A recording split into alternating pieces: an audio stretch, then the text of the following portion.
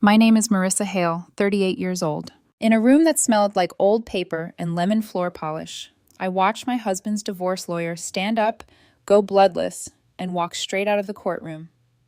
Not a dramatic objection, not a flourish, just the hollow clatter of his chair and the soft wheeze of the door as it swung shut behind him. Every head turned. The judge's pen paused. Gavin's jaw unhinged like a marionette with a cut string. I kept my face still. When your pulse is doing drum solos in your throat, stillness is a kind of armor. "Counselor," Judge Reynolds said, voice cool as the air conditioning. "Mr. Mercer?" Colton Mercer did not answer because he was gone, and because the slideshow on the courtroom monitor, my slideshow, had arrived at the wire transfers. We were supposed to be handling a garden variety divorce hearing, arguments about a struggling business, a drizzled out story where I walked away with scraps while Gavin saved his future for someone else. The ordinary cruelty of endings. But I am a forensic accountant. Ordinary cruelty is something I can itemize. I had spent 8 months playing the part of the devastated wife, shaky voice at mediation, trembling hands over tissues, nodding sympathetically while Gavin's smirk ripened. Behind closed doors, I was building an audit trail so tight it could hold water. "Ms. Hale," the judge said, turning toward me, "continue." My fingers hovered over the remote. The next slide was a simple ledger, dates and amounts, thin lines of digital ink, but I knew what lived inside those numbers.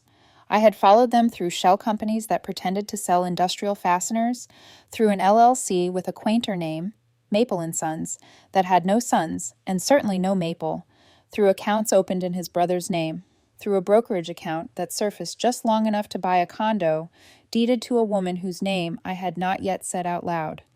I breathed, and the breath came back steadier than I deserved. "Exhibit H," I said.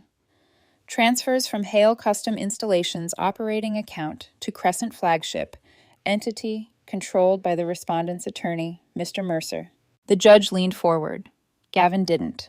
He slid backward in his seat by fractions, as if distance might save him. I clicked. On the screen, roots of money like flight paths. The room had that strange courtroom quiet, the kind that swallows even whispers. But I could hear the bailiff's bracelets jingle as she folded her arms. I could hear the fluorescent lights hum. I could hear my own heart, but I kept my voice even. I traced the funds from sale of equipment reported as stolen. The proceeds routed here. Another click. More arrows. And then here. 15% of each concealed transfer landed in an account subscribed to Mr. Mercer. The notation retainer appears repeatedly. The timing aligns with text messages counsel exchanged with my husband. Gavin's new attorney, because yes, beyond Colton, there was a shadow bench lined up just in case, shifted, prepared to pounce. "Your Honor, attorney-client." "Fraud negates privilege," I said almost gently. "There's a carve-out. I included the code section on the index tab." It came out calmer than I felt. Calm is a costume, and I have worn it to every dinner where Gavin mocked my sensible car, to every morning he called my work bean counting, to every night he dialed his phone face down and said he was on a bid. Calm had kept me small for 11 years. Today it was something else, a scalpel. I clicked again. Emails bloomed on the screen. Colton's advice in bullet points. Move high-value tools to a relative's garage, undervalue inventory, run expenses through a consulting vendor. The words were banal, ugly in their obviousness. The judge's face didn't change much, only her chin lifted, millimeters, as if she could see the whole machinery now. Colton had known where every dollar hid because he'd mapped the borough. He had not expected me to find the map. He had not expected me to print it on glossy paper, tab it by asset class, and read it aloud. "Ms. Hale," the judge said after a long minute, "how did you obtain these communications?" "Lawfully," I said. "My husband used shared marital devices for business. I imaged them before he attempted to wipe the drives."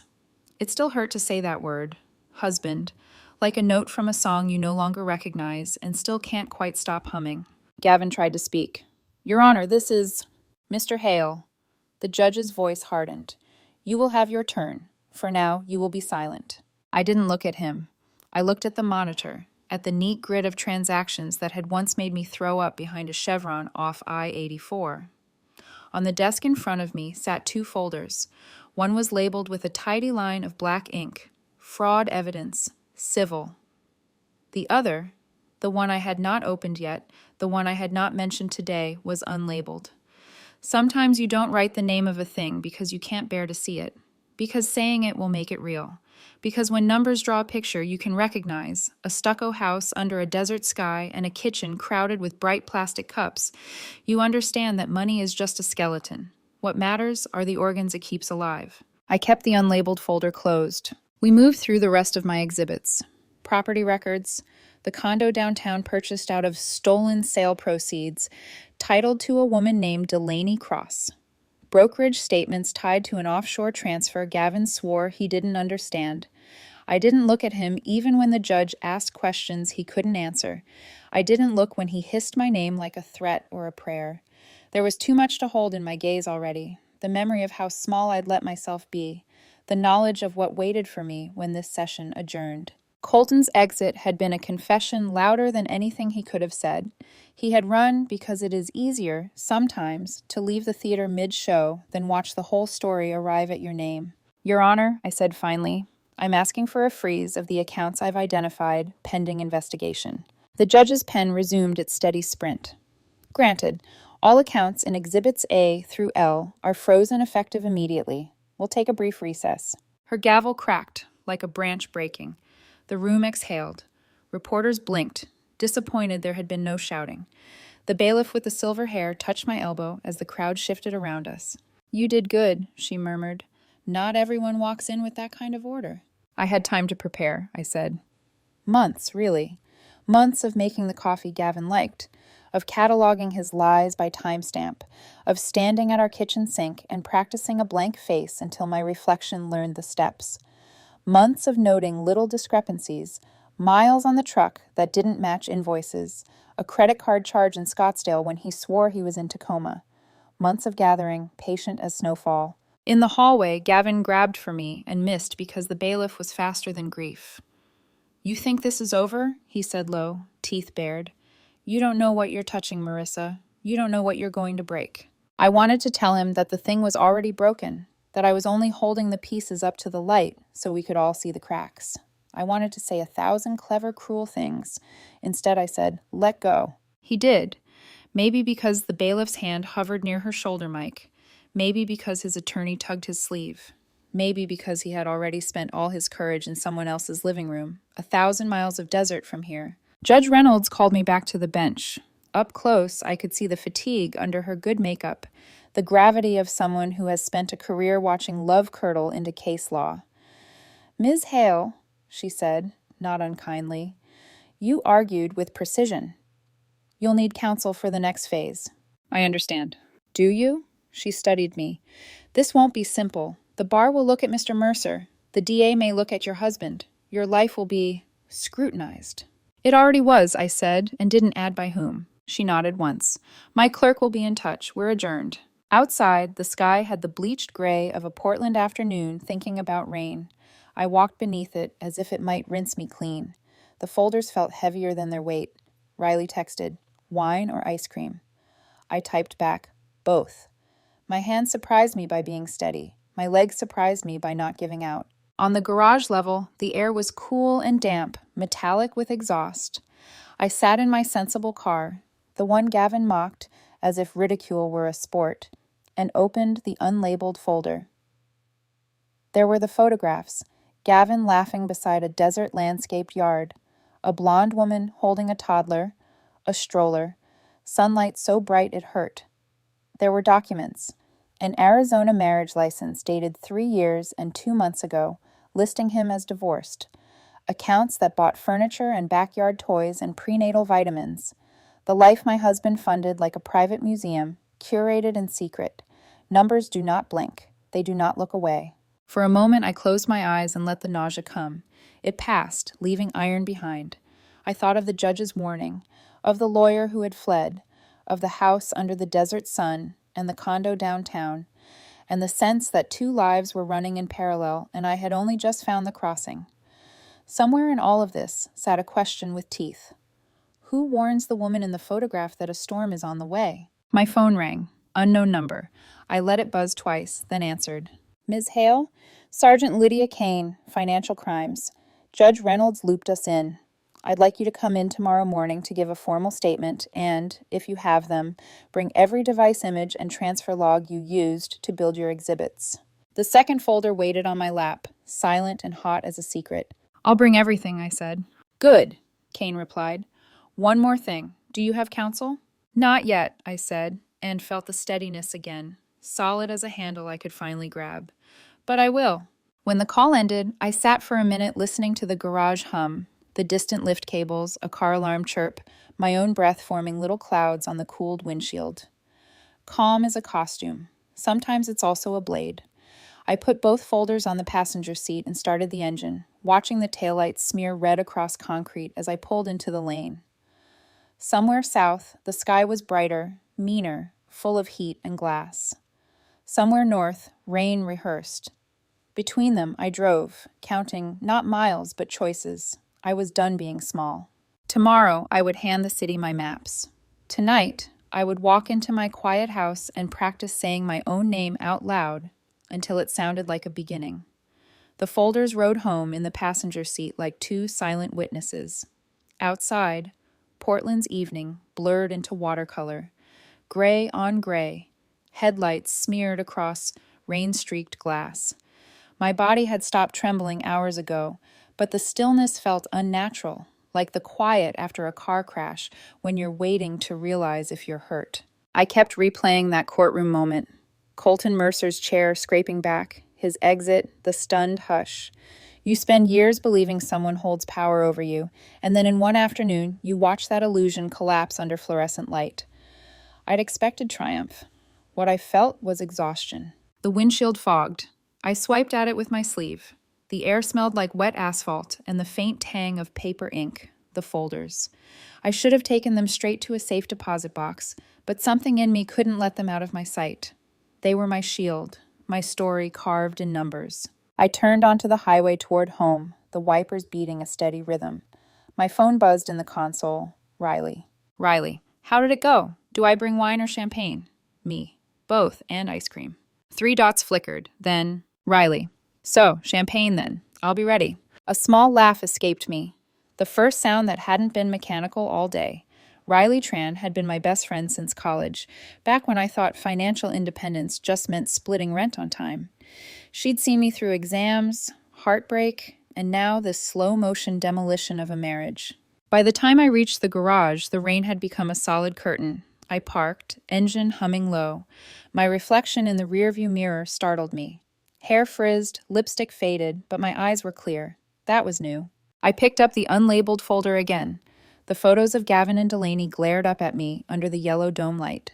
In one, he was laughing. He'd never laughed like that with me. Not freely, not like someone without history. Next came the Arizona marriage license, neat cursive on official paper. His signature looked smug even in ink. 3 years and 2 months ago, he'd signed it, listing himself as divorced. We'd still been together. I'd made him breakfast that morning before he flew to Arizona for what he'd called a client meeting. I pressed my palm against the paper, half expecting it to burn. The next page was this private investigator's report from Gemma Castellanos, the woman I'd hired quietly months ago, after finding a jewelry store receipt from Scottsdale. Gemma had been blunt on our first call. If there's another woman, I'll find her. You sure you want to know? I'd said yes, not realizing that yes could feel like swallowing glass. Her report detailed everything: addresses, bank withdrawals, surveillance stills. Gavin had bought Delaney's house with funds from our joint investments. He'd been paying property taxes under a shell business named Westlake Realty Consulting. The last page contained 2 words written in Gemma's tidy script: second child. Delaney was pregnant again. The world seemed to tilt. I fumbled for the door handle and stumbled out into the rain, leaning over until my stomach emptied onto the wet concrete. When the heaving stopped, I stood there gasping, water running down my face like mercy or mockery. Not because I still wanted him. That part of me had died months ago, but because he'd built another life, complete with Saturday barbecues and bedtime stories, while I'd been home balancing checkbooks and believing that silence meant safety. I sat back in the car and called Riley. She answered on the first ring. Talk to me. He has a second wife, I said, voice thin. In Arizona, a daughter, another baby on the way. Silence, then a low, disbelieving whistle. Jesus, Marissa. I have everything. Photos, documents. It's real. I'm coming over, she said. You shouldn't be alone.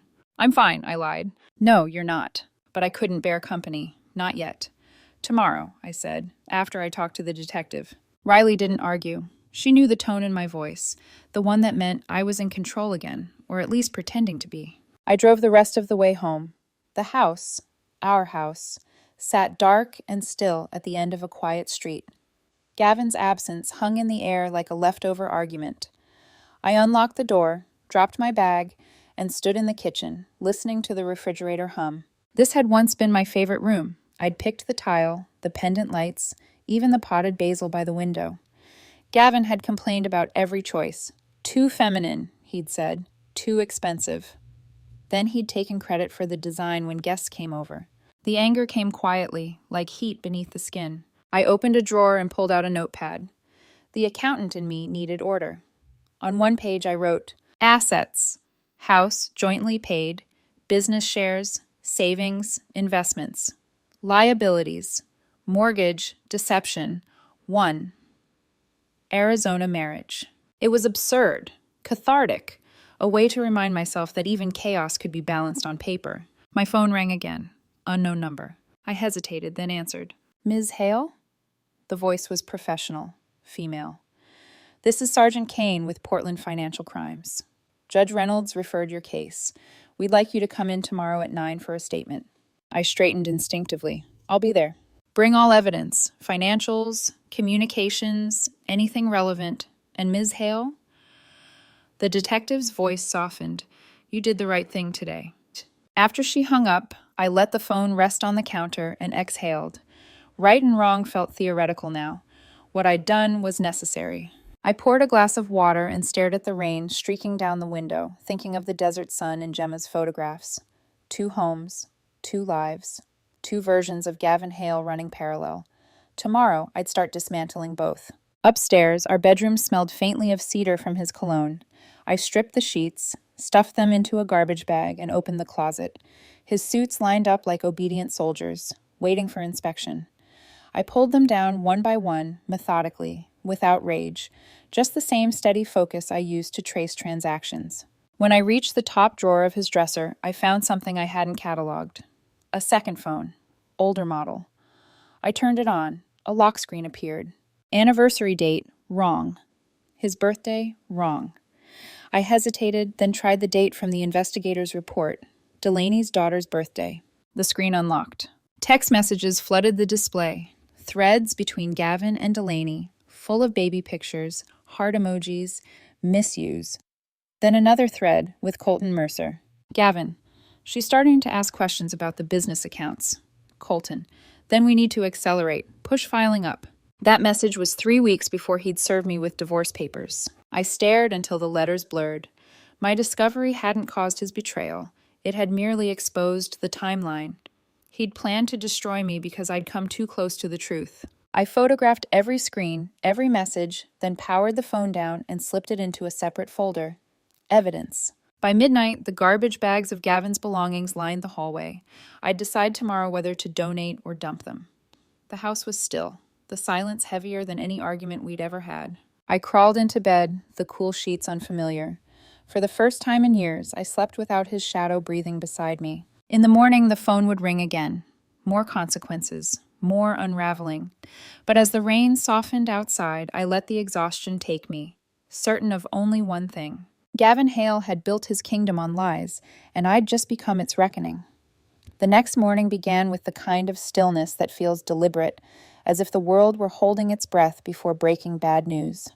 I woke to pale light and an inbox full of new messages, one from Detective Kane confirming our 9 a.m. meeting, one from my bank about the account freeze Judge Reynolds had ordered, and one from an unrecognized address with no subject line. I clicked the last one before coffee. It contained a single sentence. You think you've won, but you don't know what's coming. No name, no signature, just that. I stared at it for a full minute, then deleted it without replying. There were too many suspects, too many people who'd watched yesterday's courtroom fireworks with something to lose. By 8, I was downtown again, the city waking up around me. I parked outside the Portland Police Bureau's Financial Crimes Division, clutching the folders that had become extensions of my own hands. Inside, fluorescent light bounced off pale green walls. A coffee machine hissed somewhere. It smelled like paper, toner, and other people's disasters. Detective Lydia Kane met me in a small glass-walled conference room. Mid-40s, hair pulled into a sharp bun, no makeup except a line of eyeliner, so precise it could have been drafted with a ruler. Her handshake was firm, but not performative. "Ms. Hale," she said, "please sit. You brought your documentation?" I slid the evidence across the table. She flipped through the first folder. Bank statements, wire transfers, asset charts, with the focus of someone who'd seen everything and was still capable of being impressed. "You built this yourself?" "I'm a forensic accountant," I said. "Hidden money is my specialty." A small surprised smile tugged at the corner of her mouth. "Guess you chose the right career for the wrong marriage." She spent nearly an hour going through the evidence. Occasionally, she'd whistle softly or jot down a note in her leather-bound pad. When she reached the unlabeled folder, the one with the Arizona photos, she paused. "Is this part of the same case?" "Yes," I said quietly, "but it might open another." Her brow lifted. "How so?" "That's my husband," I said, pointing to the photograph of Gavin with Delaney. "And that's his second wife. They've been married for 3 years." Kane's expression didn't flicker, but her pen stopped moving. "You're certain?" I nodded. Marriage license on record in Maricopa County. He listed himself as divorced. "That would make this bigamy." She sighed softly. "All right. We'll contact the Arizona authorities. But I need you to understand something, Ms. Hale. When fraud crosses state lines, it gets messy. Add a second marriage and a child, and you're looking at a tangle of jurisdictions. You ready for that?" I didn't even hesitate. "Yes." "Good," she said. "Then let's get your statement." It took nearly 3 hours. She asked about every account, every transaction, every name that appeared in my spreadsheets. When I described how I'd imaged Gavin's devices before he could erase them, she looked impressed again. "Smart," she said. "Most people don't think that far ahead." I didn't have a choice. When we were done, she leaned back, pen tapping against her notebook. "This is one of the most airtight, self-built cases I've seen. Most people walk in here with screenshots and suspicions. You built a prosecution file." "I built a way out," I said. Her eyes softened. "You'll get it." She stood, extending a hand. "We'll be in touch after the DA reviews the evidence. And Ms. Hale?" "Yes?" "Keep your doors locked. Men like your husband. They don't go quietly." By the time I left the station, the morning drizzle had thickened into rain again. I sat in my car for a long time before driving home. My phone buzzed with messages from Riley. How'd it go? But I didn't answer. There was one more thing I needed to do.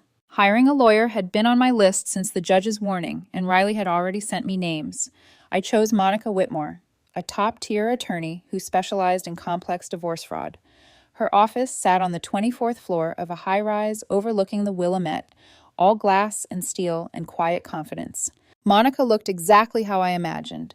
Early 50s, elegant gray hair, a navy suit that could probably buy my entire wardrobe. She didn't waste time with small talk. "I've reviewed the preliminary filings, Hanin," she said, adjusting her glasses, "and I've read the judge's notes. What you did yesterday was brave and very risky." I didn't have much choice. "There's always a choice," she said, folding her hands. "You just happened to pick the dangerous one and execute it flawlessly." I almost smiled. That's high praise from someone who bills by the hour. Monica's lips twitched. "Fair. But here's the reality. The criminal investigation now overshadows the divorce. Everything you say, every move you make, will be dissected. Your husband's new lawyer will try to paint you as vindictive, unstable, obsessive. He'll say you hacked into accounts. He'll claim you falsified data." "I can prove everything," I said. "I don't doubt it," she replied. "But court isn't about truth, it's about perception. We're going to control the narrative, just like you did in that courtroom. Do you understand?" "I do." "Good." She pushed a contract across the table. "Then let me protect you from what comes next." Her confidence was a balm I didn't know I needed. I signed without hesitation. As I left her office, my phone buzzed again, this time a call from an unknown number. Against my better judgment, I answered. "Marissa Hale?" The voice was small, shaky, female. "Yes, I think we need to talk." "Who is this?" A pause, then softly. "It's Delaney." My breath caught. The Arizona wife. "How did you get this number?" I asked carefully. "Gavin gave it to me," she said. After your court hearing, he called. He told me you're lying, that you're trying to ruin him, but... Her voice cracked. The things he said didn't sound right. He was angry, desperate. I don't know what to believe. Rain hammered the windshield, drowning out everything but her voice. Listen to me, I said slowly. I can prove everything I've said. I have documents, transactions, court records. I don't know if I can handle this, she whispered. We have a little girl. I'm pregnant again. My throat tightened. Then you deserve to know the truth before it destroys you too. She sniffled softly. He told me you'd say that. I'm sure he did. Why are you doing this? She asked suddenly, anger breaking through the fear. If he cheated, leave him. Why make it a war? Because he made it one, I said. And because it's not just about betrayal. It's about fraud and lies and money he stole from me to build your life. The line went quiet. I could hear a baby crying faintly in the background. I can send you proof, I said. Emails, financial statements. I don't know if I want to see it. Whether you see it or not, I said softly, it's still real. A long silence, then, I'll call you back. The line went dead. I sat there for a moment, gripping the steering wheel until my knuckles turned white. The rain softened. The city hummed below the high-rises. Somewhere, Delaney Cross was standing in her kitchen, holding a crying child, wondering if her life was about to implode. I didn't blame her for not believing me. Denial is its own kind of armor. I'd worn it for years. Back home, I opened a new file folder on my computer. Delaney, contact. I uploaded the call log and timestamp because every step mattered now. Every word needed to be documented. By late afternoon, I received a text from Monica. Monica, received copies of your files from Date Kane. Solid work. But be careful. If Delaney's scared, Gavin will use that. He'll turn her into his witness. Me. Let him try. I hit send, though my pulse betrayed the confidence I pretended to have. That night, I sat in my living room surrounded by papers, highlighter caps scattered like confetti, the quiet hum of my printer filling the silence. I wasn't just building a case anymore. I was building a fortress. In the reflection of the window, the streetlights flickered through rain. Somewhere beyond that darkness, Gavin Hale was losing control. And if Detective Kane was right, men like him didn't go quietly. The email that had arrived that morning flashed back in my mind. You don't know what's coming. Maybe not, but I knew this. Whatever came next, I'd be ready. I didn't sleep much that night. My mind wouldn't stop replaying Delaney's voice. Fragile, uncertain, carrying the weight of someone who hadn't yet realized her whole life was a forgery. I'd heard that tone before, in my own mirror. At 3:17 a.m., I gave up pretending. I turned on my desk lamp, the soft yellow glow spilling across the sea of documents scattered over my dining table, account ledgers, phone screenshots, a half-empty mug of coffee gone cold. I started organizing, color-coded tabs for everything. Fraud, assets, correspondence, and now a new one, labeled Delaney. By dawn, my printer had coughed its last page and my brain felt like static. I brewed more coffee and stared out the kitchen window as the city slowly came alive under a drizzle that seemed permanent. Portland in March didn't bother to pretend about gloom. It just embraced it. At 9 sharp, my phone buzzed. Monica. Morning, Marissa. How are you holding up? I've had better nights. I imagine. Listen, I just got off the phone with Detective Kane. There's a development. My spine stiffened. What kind of development? Delaney Cross. She's gone. The words landed like a physical blow. Gone? What do you mean? She left Arizona yesterday afternoon, cleared out the house, took the child, withdrew cash from a joint account. No forwarding address. I pressed a hand against the counter to steady myself. Do they think Gavin told her to? Almost certainly. He called her right after court. If he spun a story about you being dangerous, she might have panicked. She's pregnant, I whispered. I know. Monica's tone softened. Gemma's still tracking her. But if she crosses state lines, this could complicate things. We'll loop in the FBI if needed. I stared at the rain outside, blurring the neighborhood into watercolor. Somewhere out there, Delaney was driving through that same gray, probably with her daughter strapped in the back seat and panic as her only map. I need to find her, I said. You can't, Monica replied firmly. Not right now. Let the professionals handle it. Anything you do could be twisted into harassment. I hated that she was right. But helplessness had never sat well with me. That evening, I forced myself to leave the house. Riley insisted on meeting at a cafe downtown. her version of an intervention. When I arrived, she already had 2 cappuccinos waiting and that look on her face that said she'd read my mood before I even sat down. "Okay," she began. "You've got that 'I just discovered another layer of hell' expression. Start talking." "Delaney's disappeared," I said flatly. Her eyebrows shot up. "The second wife?" "Yeah, cleared out. Probably on the run because Gavin scared her." Riley took a long sip of her coffee. "Or because she's realizing her entire marriage is fake and doesn't know what to do with that." That thought hit harder than I expected. "You think she believes him?" "I think she believes whatever keeps her standing," Riley said gently.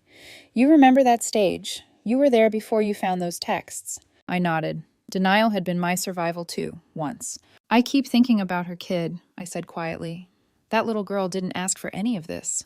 Riley reached across the table, squeezing my hand. "You can't save everyone, Marissa. You already saved yourself. That's a start." Before I could reply, my phone buzzed. Unknown number. I hesitated, then answered. "Hello?" A pause, then a shaky breath. "It's me." My heart leapt. "Delaney?" "I can't talk long," she said, voice trembling. "I just wanted you to know. I saw the papers you sent."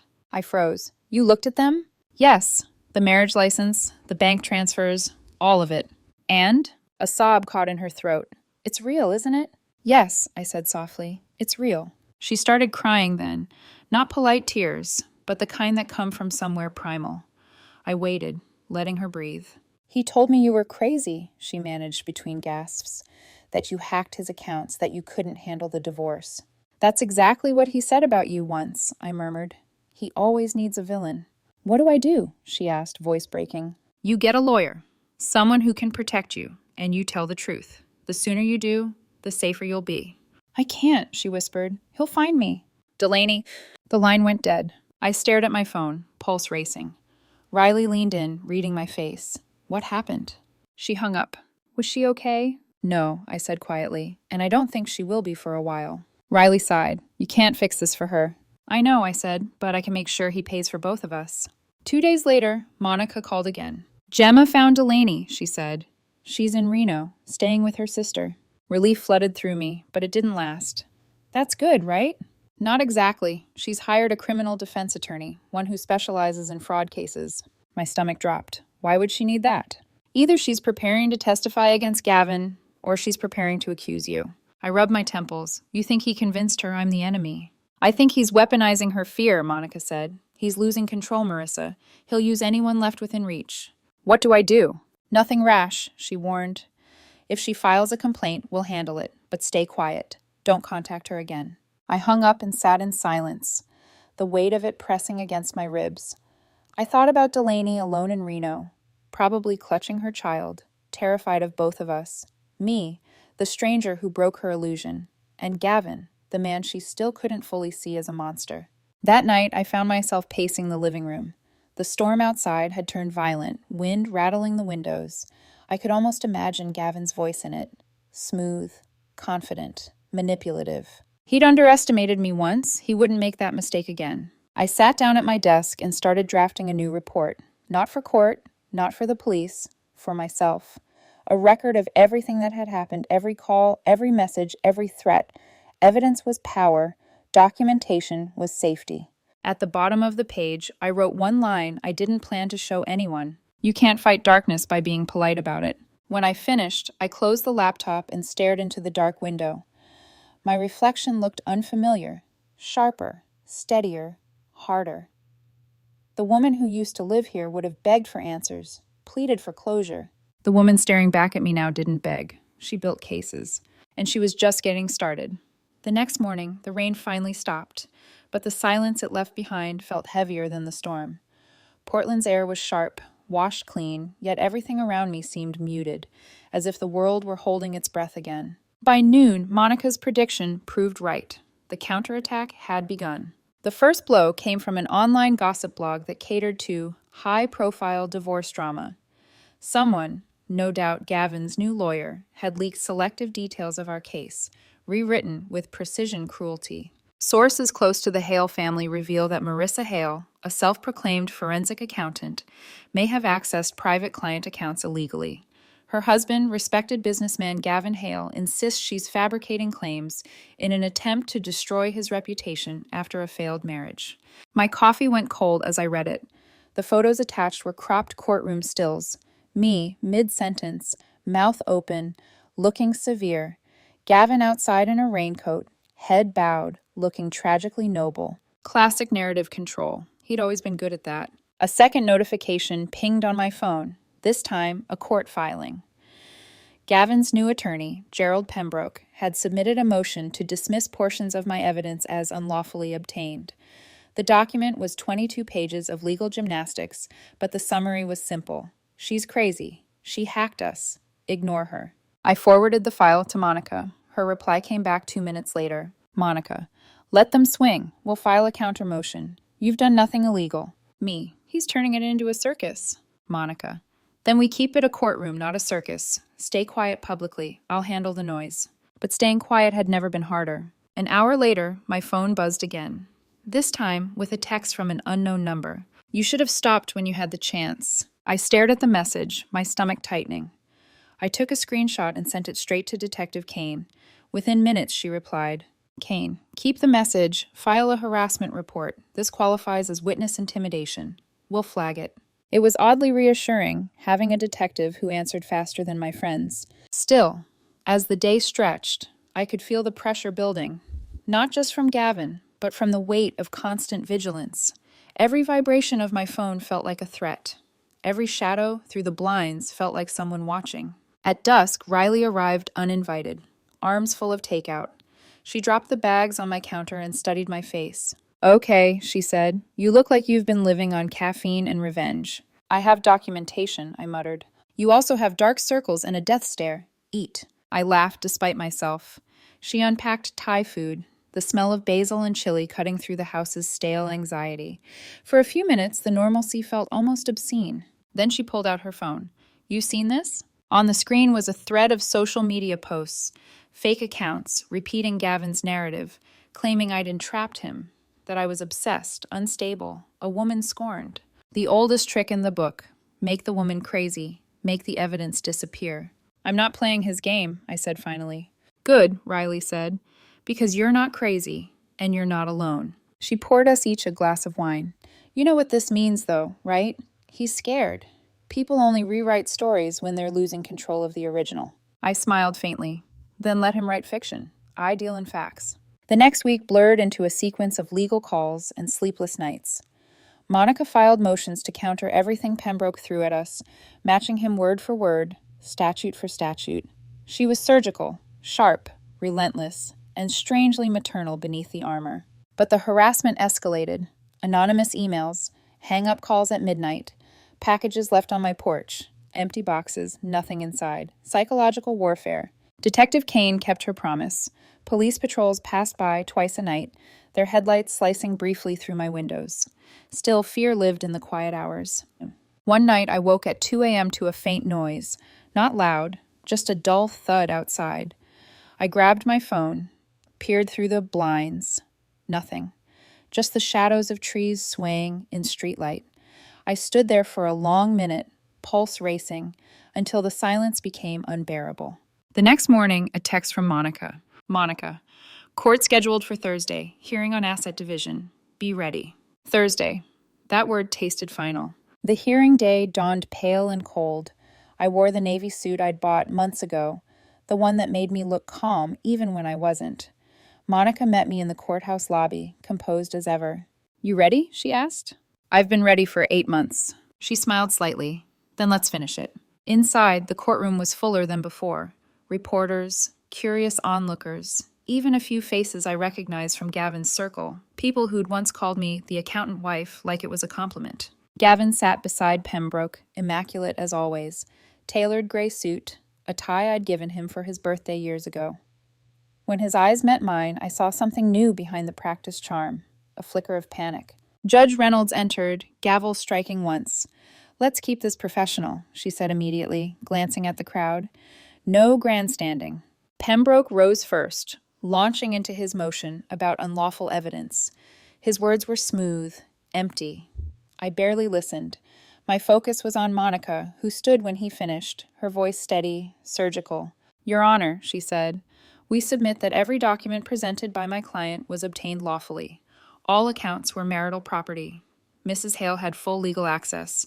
What the respondent calls hacking is in fact transparency, something Mr. Hale has clearly struggled with." A ripple of quiet laughter spread through the room before the judge's look silenced it. Monica continued, handing the clerk a sealed envelope. "Furthermore, new evidence has come to light." The envelope contained the data extracted from the second phone. Every text, every transfer, every photo. I watched the color drain from Gavin's face as Monica read excerpts aloud. "She's asking too many questions. Accelerate the timeline. Push the divorce. I'll handle her. Once it's filed, she can't touch the assets." Each message was a nail. By the third, Pembroke stopped objecting. When Monica finished, the room was silent except for the scratch of Judge Reynolds' pen. Finally, she looked up. "Mr. Hale," she said, "you are aware that falsifying financial disclosures under oath constitutes perjury?" Gavin's mouth opened, closed. "Your Honor, You lied," she said flatly. "To your wife, to this court, to the state." Pembroke tried to intervene, but the judge's gavel struck once, sharp as thunder. "I have heard enough. Motion denied. All marital assets remain frozen, pending full investigation." Then she turned to Monica. "Prepare your request for division of assets. This case will proceed to dissolution." Outside the courthouse, the winter light felt too bright. Reporters clustered near the steps, microphones ready, but Monica's assistant guided me through a side exit. "Let the story break itself," Monica said as we reached her car. "You've already won the truth." I nodded, too drained to speak. The drive home was a blur of traffic lights and gray skies. When I reached my house, I didn't go inside right away. I stood on the porch breathing the damp air, listening to distant sirens. Somewhere inside my phone, unread messages piled up. From Riley, from the detective, maybe even from Delaney. But I didn't check them yet. For months, my life had been consumed by documentation, precision, evidence. But now, for the first time, I allowed myself a moment with no spreadsheets, no exhibits, no witnesses. Just me, standing in the quiet, feeling the first fragile trace of peace. Gavin Hale had turned this into a war. He just didn't realize yet. The war was already lost. The rain returned the next day. Not the soft drizzle Portland was known for, but a hard, punishing downpour that rattled against the windows like it had something to prove. It felt fitting. Storms always seemed to arrive when things in my life broke open. Judge Reynolds had granted a recess before final division of assets, but everyone knew it wasn't really a break. It was the quiet between two verdicts, one public, one personal. Monica called early. "Good morning, warrior," she said, her voice steadier than mine. "Is it morning?" I muttered, staring at the clock. I hadn't slept. The DA filed preliminary charges against Gavin and Colton Mercer. Wire fraud, perjury, obstruction. Detective Kane's unit confirmed the transfers matched your evidence exactly. I felt something loosen in my chest. "So it's official." "It's official," she said. "And, Marissa, the press already has the story. You'll need to stay off social media for a while." I wasn't planning to make a victory post. We both laughed, the dry kind that comes from exhaustion, not humor. Before hanging up, Monica added quietly, "You did it. But there's still the sentencing hearing. If you want closure, you'll need to be there." Courtrooms have a strange smell. Polished wood, recycled air, and the faint trace of nerves. On the morning of the sentencing, I took a seat in the second row, my folders clutched like prayer books. Riley sat beside me, a silent pillar. The room was fuller than ever. Reporters, attorneys, a handful of strangers whose curiosity fed on scandal. When Gavin walked in, handcuffed, the world tilted for a heartbeat. He still wore arrogance like an accessory, even in a county-issued suit. Delaney wasn't there. I wondered if she'd finally chosen survival over loyalty. Colton Mercer followed behind him, paler, smaller. The man who'd once strutted out of court without a word now looked like someone who'd misplaced his spine. Judge Reynolds entered, gavel tapping once. "We're here for sentencing in State v. Hale and Mercer. Charges include conspiracy to commit fraud, falsifying declarations, and money laundering. Mr. Hale has entered a plea agreement, admitting guilt on 2 counts." That line hit me harder than I expected. He pled guilty, not because it surprised me, but because it meant he'd finally stopped pretending. The judge continued, "Before sentencing, the victim has requested to speak." I didn't remember requesting that. Monica must have done it, assuming I'd need the chance. She was right. I stood, knees trembling only a little, and walked to the front. The microphone crackled. "I used to believe people showed who they were through their words," I began. "I built my life on that, on trust, on shared silence. But sometimes words are just numbers rearranged to hide intent." I paused, letting my gaze drift toward Gavin. He didn't look at me. "For years, I thought I was losing my mind," I continued. "Every missing dollar, every late payment, every lie disguised as love, I carried them quietly.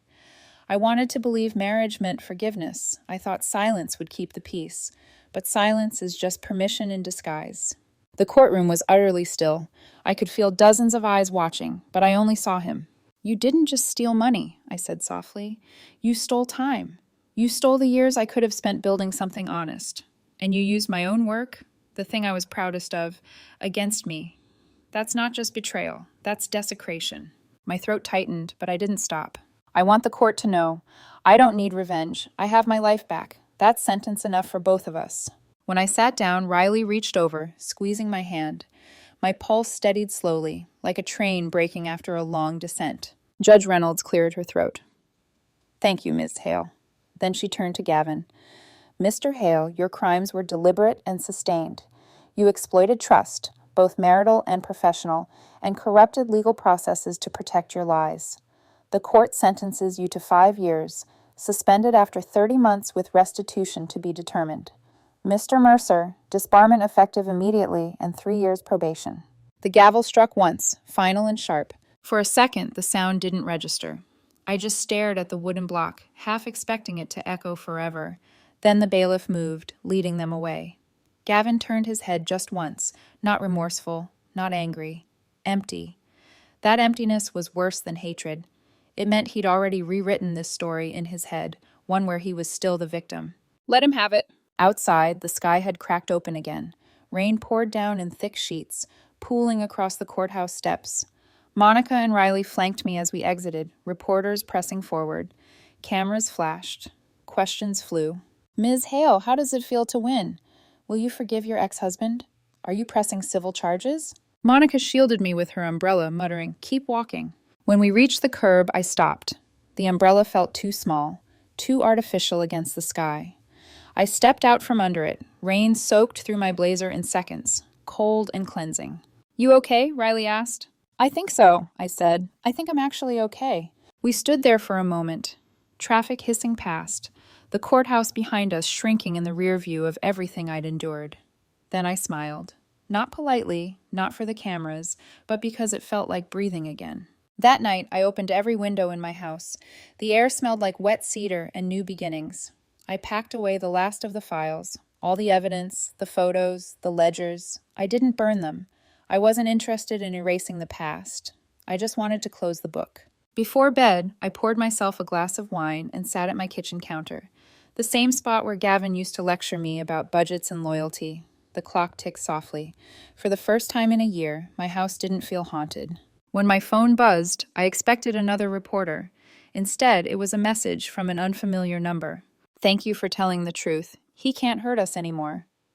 Delaney." I stared at it, a long breath catching in my chest. Then I typed back, "You don't owe me thanks. Just live better than he did."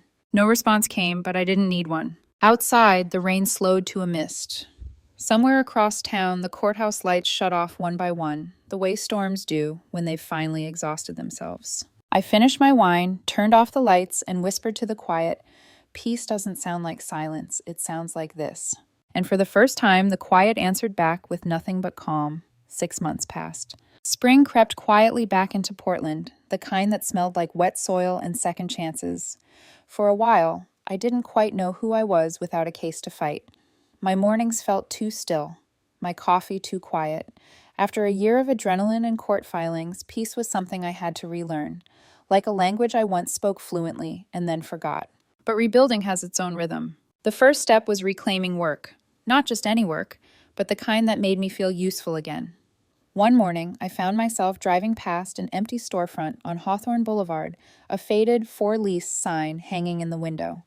I stood there in the drizzle, watching the rain trace down the glass, and decided, almost impulsively, that this would be mine. 3 months later, the sign outside read, Hale Forensic Investigations, specializing in financial truth. I could almost hear Gavin's voice mocking the name, and that made it feel perfect.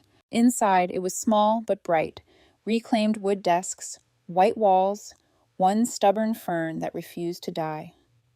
I hired one assistant, Maya Ortiz, a recent accounting grad with more grit than experience. She was 24, blunt, and fearless. Exactly what I needed. Our first client was a woman named Anna Wells, a nurse whose husband had been siphoning money from their joint account into crypto. She sat in my office, hands shaking as she explained the story, the betrayal still raw. I listened, every word familiar, every tremor a ghost of my own.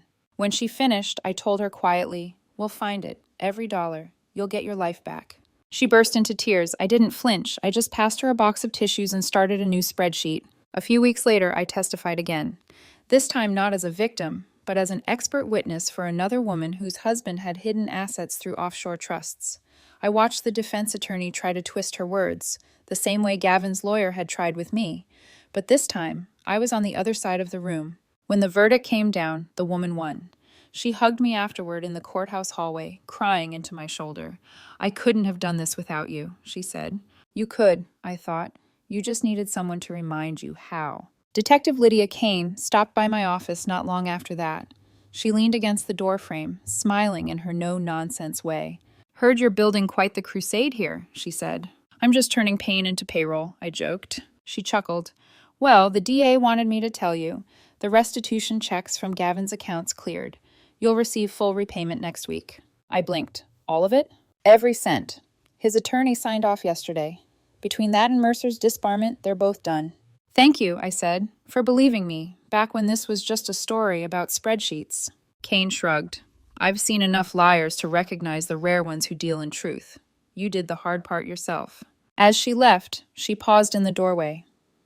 You ever think about working with us? Consulting? We could use someone who sees patterns like you do. Maybe, I said, smiling, when the ghosts quiet down. Summer rolled in, slow and soft. My office started getting referrals.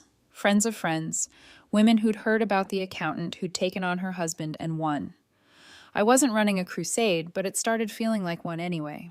Delaney's name popped up in my inbox one afternoon. A simple email. He lied to both of us, but I'm finally free. Thank you. Attached was a photo, her holding her daughter, both smiling under a desert sky. A single line below it, we're okay. I stared at that picture for a long time. The woman who once trembled on the phone now looked strong, grounded, sunlit. I replied with just 2 words. Stay free. Riley came by to celebrate my firm's 3-month mark. She walked in carrying a bottle of champagne and 2 paper cups. To survival, she said, raising hers. To transformation, I replied. She grinned. You sound like one of those self-help podcasts. Occupational hazard. We laughed, and for the first time, the sound didn't feel like borrowed joy. After she left, I stayed late at the office, sorting through case files. The city lights shimmered across the Willamette, the hum of traffic rising like distant waves. My desk lamp cast a soft circle of light over my work, order from chaos, logic from pain. I thought of everything that had led here. The courtroom, the rain, the betrayal, the silence, the women who now sat across from me with the same haunted eyes I once had. Maybe this was what justice really looked like. Not gavel strikes or jail sentences, but the quiet, steady rebuilding of lives. Before leaving, I locked the office and glanced back through the glass door. The reflection staring back at me wasn't the woman who'd walked into that first courtroom shaking. It was someone tempered, forged, not broken. That night, as I drove home, a soft rain began again. Not a storm this time, just enough to blur the city lights into something beautiful. At a red light, I caught my own reflection in the window and thought of Judge Reynolds' words months ago. Your life will be scrutinized. She was right, but she didn't say what happens after the scrutiny, after the noise fades. You rebuild, you reclaim, you write your own record. And in that quiet car, with the rain soft against the glass, I realized something simple and terrifying and true. I was finally free. Freedom wasn't loud. It didn't arrive with fireworks or applause. It came in small, quiet moments. The way morning light spilled across my kitchen table, or how my heart no longer raced when my phone buzzed. A full year had passed since the verdict. Portland bloomed that spring, a rare warmth threading through the mist. My office, Hale Forensic Investigations, had grown faster than I'd planned. Maya now managed 2 assistants. We'd just signed our 10th client. Word had spread. The woman who caught her husband's fraud now helped others do the same. Most days, the stories I heard echoed my own. Different faces, same betrayal. And every time, I sat across from them and listened, not as a savior, but as proof that survival was possible. Still, some nights I woke to the sound of rain and memory. I'd dream of the courthouse, of Gavin's face when the gavel fell, of the way his mouth opened to speak but nothing came out. I'd wake in darkness, pulse quick, waiting for the storm to pass. It always did. One Friday afternoon, Maya poked her head into my office. "There's someone here to see you," she said. "No appointment." She said her name is Delaney Cross. For a heartbeat, everything went still. "Send her in." Delaney looked different, older, steadier. Her blonde hair was shorter now, and her eyes, though still tired, carried something fierce behind them. She wore no makeup, just a thin gold necklace and a confidence I hadn't seen before. "I wasn't sure you'd want to see me," she said, her voice soft. "I'm glad you came." We sat. For a while, neither of us spoke. The city hummed quietly outside, the low thrum of traffic, the whisper of wind. "He's out," she said finally. I didn't ask how she knew. "Early release?" She nodded. "Good behavior. He called me 2 weeks ago. I didn't answer." "Good." She smiled faintly. "I wanted to thank you, not just for helping me see the truth, but for not turning me into part of your story. You could have destroyed me publicly, and you didn't. You were never the enemy, Delaney." "I know that now," she said. Then she reached into her bag and pulled out an envelope. "I've been volunteering at a women's shelter in Scottsdale. They're expanding, helping women who've experienced financial abuse. I thought maybe you could," she hesitated, "partner? Create something together? Workshops? Counseling? You have the expertise. I have empathy." I took the envelope. Inside was a handwritten proposal, neat, careful, hopeful. "I think that's a brilliant idea," I said. Her eyes shimmered. "He took so much from both of us. I'd rather we turn it into something that gives back." Over the next months, the program took shape. The Phoenix Project, a name Delaney chose. It offered free financial literacy courses, legal guidance, and emotional support to women rebuilding after deception. We launched it quietly without press.